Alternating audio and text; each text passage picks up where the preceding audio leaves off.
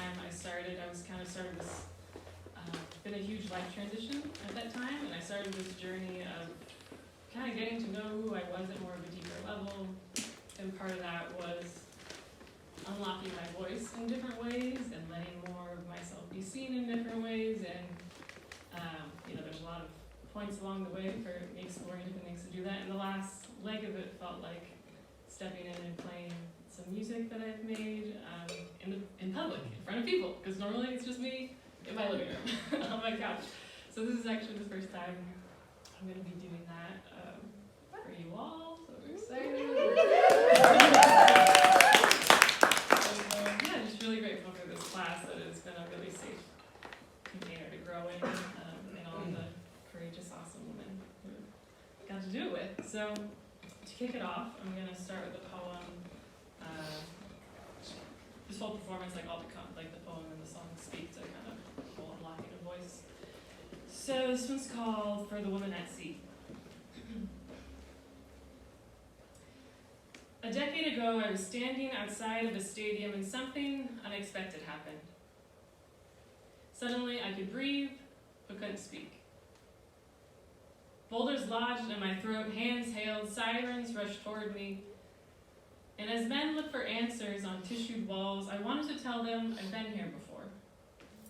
Felt this before.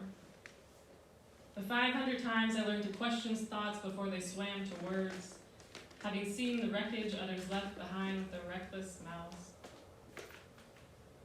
I wanted to tell them I've seen the face of silence so long I could paint it. The clenched jaws of grown women dying to be heard, but instead avalanching inside of themselves. Cold shoulders keeping the world away. I've already seen where this life goes. Watched it play out for generation after generation and land heavy on my doorstep.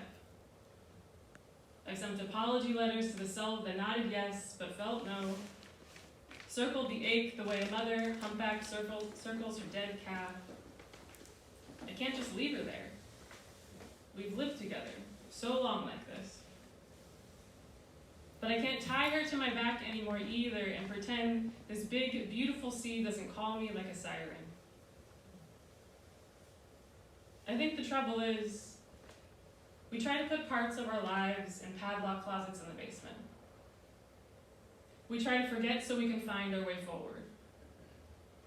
But it wasn't until I walked down to that basement, turned on all the lights, stopped apologizing for the gravelly tones heard down there, and instead welcomed them upstairs.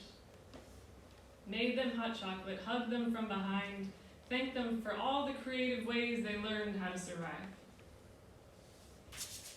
And let them feel what today feels like. Warmth radiating through my fingertips, my eyes blooming like 1,000 sunflowers, a decade-long laugh birthed between these red rock thighs, a soul stretching as tall as a redwood tree, never alone, always surrounded by love and chosen family. Sometimes it's not about abandoning who we've been. It's about taking a sledgehammer to the walls, barricading our deepest power, our fiercest light, our truest selves. So here we are, standing between a crumbled building and a stretching sea. We're boarding the boat now. The sun is high, water's calm, breeze strong enough to sail us through the night. There's a woman at the helm, her voice and arms stretched wide. And we have no idea where we're going. But God damn it, do we finally feel alive.